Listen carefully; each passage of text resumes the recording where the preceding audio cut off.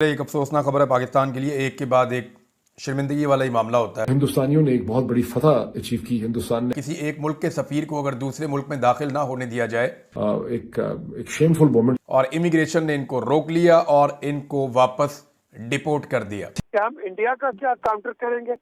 हिंदुस्तान आपकी ऐसी की तैसी फेर देता है। मुझे किसी सोर्स से पता चला कोई फाइनेंशियल मसले हैं इनके वहाँ पे अमेरिका के, ऐसे इनको डिपोर्ट जो है वो हुआ। बहरहाल एक नई तो हमारे लोग वहाँ पे क्रेडिट कार्ड ले लेते हैं। जब क्रेडिट कार्ड लेते हैं तो वो फिर क्रेडिट कार्ड की पेमेंट नहीं करते। वो समझते हैं ये अमेरिका बहादुर है, इसको इसके पास तो बहुत पैसा है।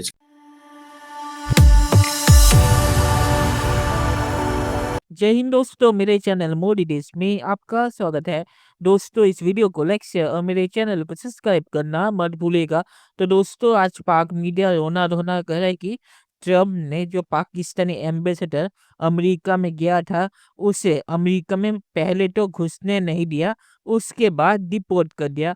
तो पाक मीडिया कह रहा है कि ऐसा कभी नहीं हुआ किसी भी देश के साथ कि किसी देश के एम्बेसडर को किसी और देश ने घुसने नहीं दिया और ऊपर से डिपोर्ट कर दिया। तो पाक मीडिया इस पे रोना धोना कर रहा है और कह रहा है कि पाकिस्तान को अमेरिका को फोन करके इसकी शिकायत लगानी चाहिए। और पाकिस्तान ये भी कह रहा है कि उसके डिपोर्ट होने की वजह ये थी कि उसने क्रेडिट कार्ड लिया था और उसकी पेमेंट नहीं की थी, मतलब कि डिफॉल्ट कर दिया था, जिसकी वजह से फाइनेंशियल फ्रॉड की वजह से उसे डिपोर्ट कर दिया गया। तो पाक मीडिया इस पे रोना धोना करेगी, इंटरनेशनली पाकिस्तान की बेइज्जती हो गई। दोस्तों, ये वीडियो बहुत ही मजेदार है, जैसे आप जरूर देखिएगा। तो चलिए और इंतजार न करके वीडियो देखते हैं। को पाकिस्तान के तुर्कमानिस्तान में तैनात सफीर को अमेरिका दाखिले से रोक दिया गया। एक अफसोसनाक खबर है पाकिस्तान के लिए, एक के बाद एक शर्मिंदगी वाला ही मामला होता है। उनको भी अमेरिका से फोर्सिबली डिपोर्ट करना शुरू कर दिया है। हिंदुस्तानियों ने एक बहुत बड़ी फतह अचीव की। हिंदुस्तान ने अब हुआ ये है और ये बड़ा लो मामला हो गया है, किसी एक मुल्क के सफीर को अगर दूसरे मुल्क में दाखिल ना होने दिया जाए एक शेमफुल मोमेंट है।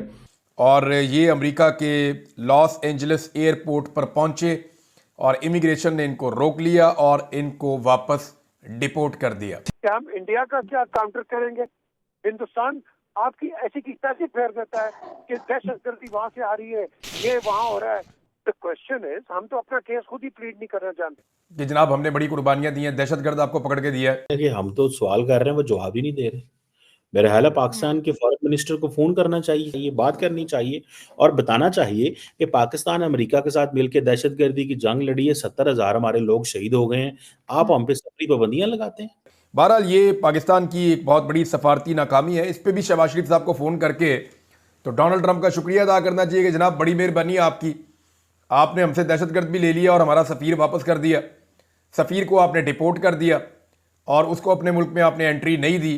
तो जब ऑरेंज कैटेगरी वाली बात चल रही थी, ऊपर से ये मीडिया की खबर आना शुरू हो गई, तो पाकिस्तानी तो सारे जो है ना वो एक दफ़ा थोड़े से पैनिक क्रिएट फ्रैंकली स्पीकिंग हो गई।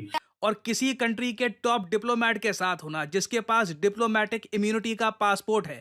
जो इनके बारे में मुझे किसी सोर्स से पता चला कोई फाइनेंशियल मसले हैं इनके वहाँ पे अमेरिका के अंदर शायद, जिसकी वजह से उनको वहाँ पे से डिपोर्ट कर दिया गया और ऑब्जेक्शन की और फिर उसकी वजह से इनको डिपोर्ट जो है वो हुआ। बहरहाल एक नई चीज, मेरे लिए नई चीज। और जो जारी बात है, पाकिस्तान के जो फॉरेन मिनिस्टर हैं इसहाक डार और आमिना बलोच जो हैं, उनको बताया गया इस सिलसिले के अंदर। और इधर आप देख पाओगे Pakistan has reached out to the State Department for clarity after reports of possible travel curbs being imposed on the entry to the US. हमारा जो कॉन्सुलेट है लॉस एंजलिस के अंदर, वो भी इस मसले को इन्वेस्टिगेट कर रहे हैं। तो जो मैं आपको बता रहा हूँ कि फाइनेंशियल, कई दफ़ा हमने सुना है ये, आई डोंट नो, कि क्रेडिट कार्ड के इश्यूज होते हैं। जब ये जाते हैं वहाँ पे तो हमारे लोग वहाँ पे क्रेडिट कार्ड ले लेते हैं। जब क्रेडिट कार्ड लेते हैं तो वो फिर क्रेडिट कार्ड की पेमेंट नहीं करते। वो समझते हैं ये अमेरिका बहादुर है, इसको इसके पास तो बहुत पैसा है, इसकी क्या है, ठीक है ना जी। तो इस तरह की चीज़ें। तो then when they don't pay the bills, तो फिर वो लोग जो हैं उनको एक सेंट्रल उनका डेटाबेस है अमेरिकन का, उसमें डाल देते हैं।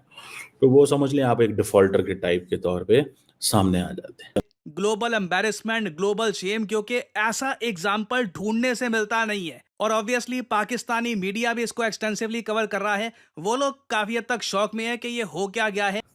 तो वो एक चीज़ जो है वो पता सामने आती है कि जी ये एक इस तरह की चीज़ है। आपको पता है आजकल तो वैसे ही थोड़ा-सा मौका चाहिए, तो लोग जिसे कहते हैं ना वो कहते हैं बस ठीक है अब मौका हमारे हाथ में आ गया, तो थोड़े से पैसे जो है वो बना लेते हैं। एक चैलेंज है, एम्बैरेसिंग सिचुएशन चलिए दोस्तों, इस वीडियो में बात करते हैं।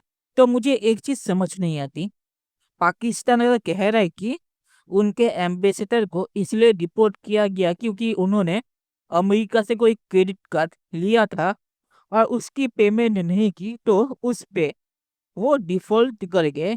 तो अगर आप पेमेंट ना करें और आप डिफ़ॉल्ट कर जाए तो ये फाइनेंशियल फ्रॉड होता है, जिसकी वजह से डिपोर्ट किया जा सकता है और इसीलिए पाकिस्तानी एम्बेसडर को डिपोर्ट किया गया।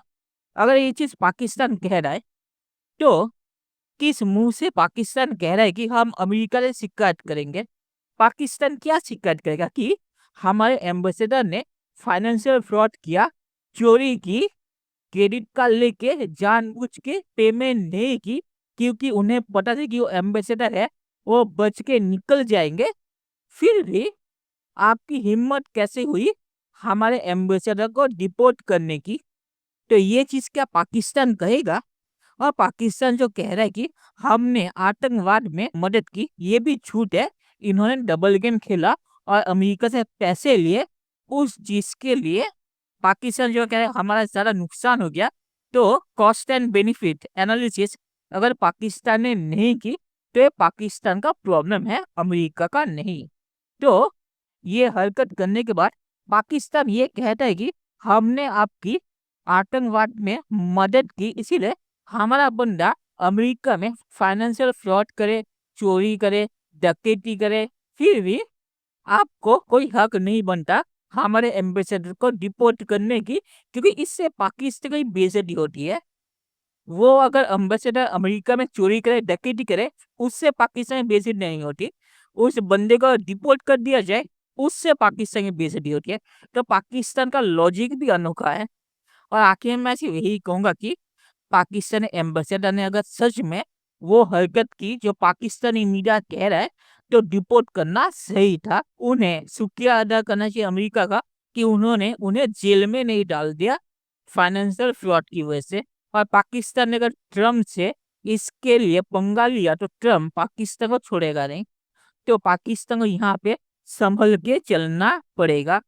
तो चलिए देखते हैं कि फ्यूचर में क्या होता है। दोस्तों, ये वीडियो देखने के लिए बहुत शुक्रिया और हमारे चैनल सब्सक्राइब करना मत भूलिएगा। Thank you very much.